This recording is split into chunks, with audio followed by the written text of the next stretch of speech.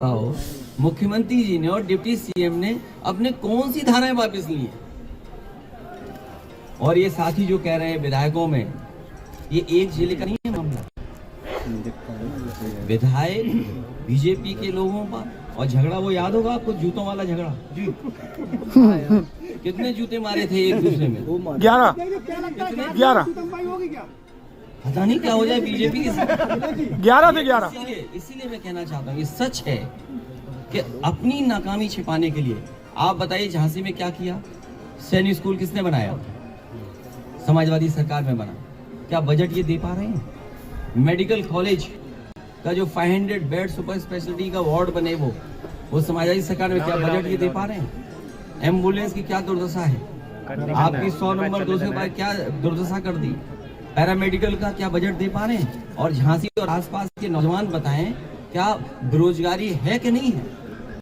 क्योंकि इनके पास किसी समस्या का समाधान नहीं है, इसलिए जानबूझ करके पॉलिटिकल पार्टियों को उलझा के रखना। अध्यक्ष जी,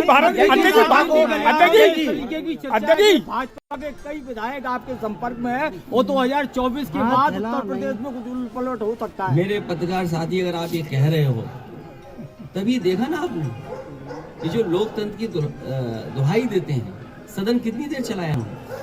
3 दिन के लिए सत्र बुलाया गया, 2 दिन सत्र चला, 6 घंटे में पूरा सब काम करके भाग गए। ये सदन बुलाए तब इनको महसूस होगा। और मैं कहना चाहता हूँ कि जो पहला इन्होंने इन्वेस्टमेंट मीट किया था, जिसमें देश के बड़े बड़े उद्योगपति आए थे, MOU किए थे, उसके बाद एक डिफेंस एक्सपो किया था इस सरकार ने, जिसमें बड़े बड़े डिफेंस के कारोबारी लोगों से MOU किए थे।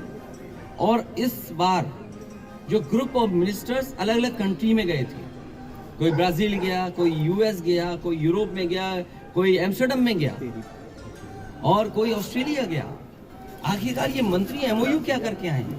इन सब MOU को विधानसभा में टेबल करना चाहिए।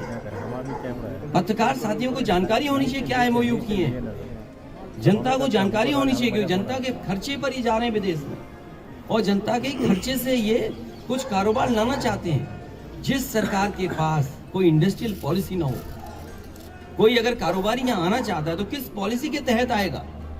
जिस सरकार ने कोई पॉलिसी नहीं बनाई, अगर पॉलिसी बनाई हो तो बनाए। जिन डिप्टी सीएम की आप बात कर रहे हो, वो भी विदेश गए थे किसी में, पता नहीं किस भाषा में क्या बात करने गए होंगे वहाँ।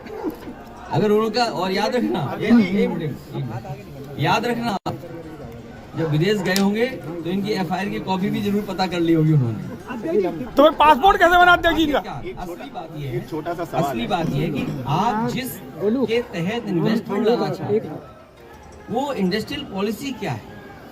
कोई कारोबारी अगर इन्वेस्ट करना चाहता है तो इंसेंटिव क्या है उसको? याद कीजिए, प्रधानमंत्री यहाँ कितनी बार आए, उन्होंने कहा यहाँ पर ये बनेगा, ये बनेगा। आप बताइए कितना हम आगे बढ़ गए? क्या इन्वेस्टमेंट आ गया? अब तो 8 साल हो गए कि नहीं हो गए दिल्ली की सरकार में, और अभी चुनाव आने जा रहा है 24 में, 1 साल बाद।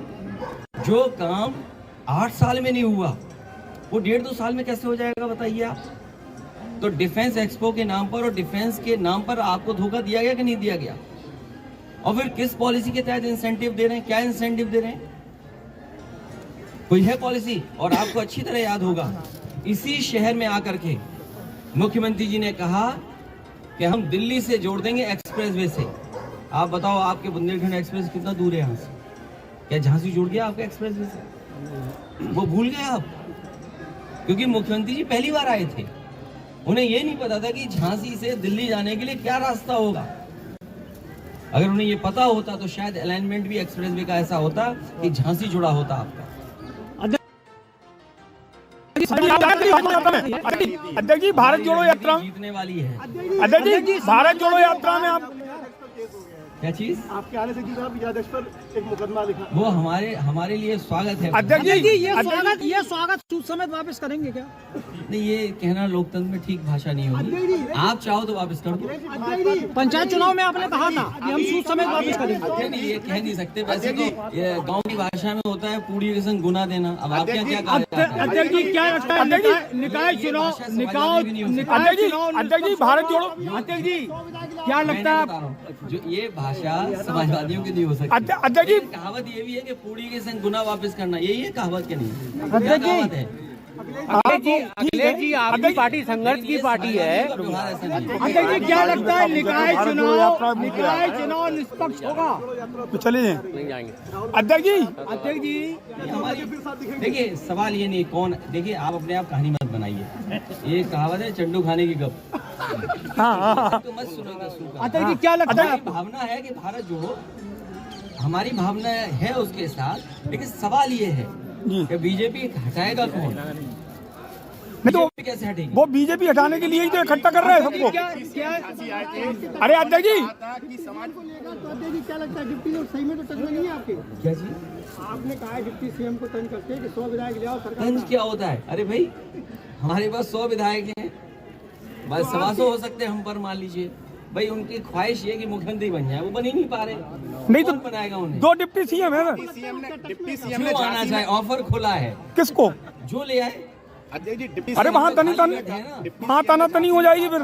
कि समाजवादी पार्टी माफियाओं की पार्टी है और माफियाओं के सरगना है। नाम लीजिए जी, डिप्टी सीएम का नाम लीजिए, कौन डिप्टी सीएम? केशव केशव प्रसाद मौर्य जी। उनकी एफआईआर में क्या है जो केस वापिस हुआ? उन्होंने ये कहा था नहीं, वो ठीक है, वो कि ठीक है। माफियाओं के सरगना है अखिलेश ठीक यादव। बात है, मैंने स्वीकार कर ली जो बात आप कह रहे हो, लेकिन मैं पत्रकार साथी जानना चाहता हूँ कि जो डिप्टी सीएम है दोनों, पहले डिप्टी सीएम पर जिनके बारे में आप कह रहे हैं, उन पे मुकदमा काय का था जो पर्ची वापस ली थी उन्होंने? क्या मुकदमा था उन पे? किस बात का चंदा लिया था उन्होंने? भाई जो डिप्टी सीएम पर मुकदमा हो, और वो भी किस बात का? पूजा पाठ में चंदा लेने का, उसकी पर्ची फर्जी छपाई हो, उसका क्या जवाब दे बताओ? हमसे ये पूछो कि सैनिक स्कूल में बजट क्यों नहीं आया? और फिर जो डिप्टी सीएम है पहले किस बात के मंत्री थे, किस विभाग के मंत्री थे?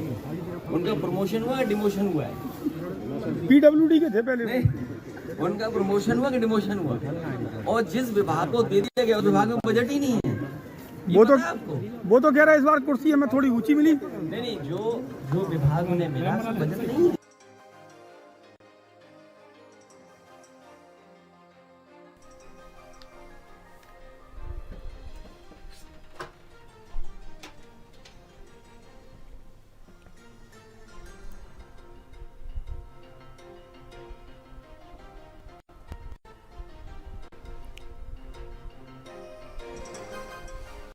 तो लखनऊ से अहम खबर आपको बता दें कि बीजेपी कार्यालय में